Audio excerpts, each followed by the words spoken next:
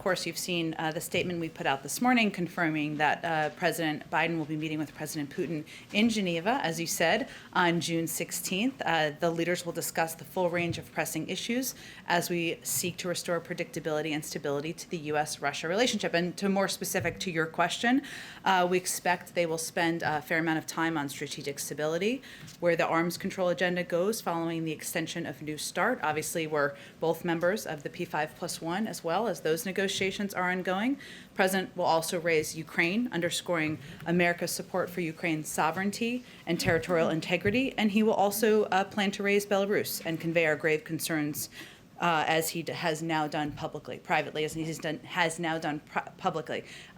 It also is 3 weeks away, so there could be a range of issues that could be discussed during the forum, during the meeting, and we will, of course, provide it.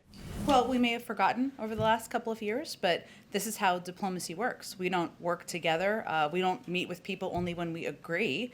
It's actually important to meet with leaders when we have a range of disagreements, as we do with Russian leaders. So we don't regard the meeting with the Russian president as a reward. We regard it as a vital part of defending America's interests. And President Biden is meeting with Vladimir Putin because of our country's differences, not in spite of them. It's an opportunity to raise concerns where we have them, and again, to move toward a more stable and predictable relationship with the Russian government. We proposed this summit because we feel that it is an opportunity to move forward our national interests and our agenda. And the most effective approaches to diplomacy are those where you seek opportunities to have tough conversations. We're not suggesting that at the end of this that is going to be easy breezy from here. In fact, we continue to expect that we'll have difficult conversations. We will have confrontations at points about areas where we have disagreement, but this is an opportunity to move toward a more stable and predictable relationship with Russia. Well, the president will continue to convey what has been his consistent message, that Ukraine is a sovereign country. We respect and we are closely coordinated with them. We support them in their efforts to protect their people and protect their borders.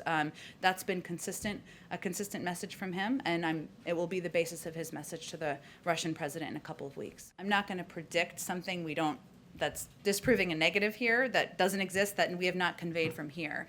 But I would just reiterate that we don't see this meeting as an opportunity to just talk about everything we agree on. We see this as a diplomatic opportunity for the United States, one that's in our national interests, which is to convey areas where we disagree, to have a conversation about concerns we have, and also look for a more stable and predictable path forward. We don't expect everything to be solved at the end of this meeting, but we think that it is in our interest to have the meeting, which is why we proposed it to the president.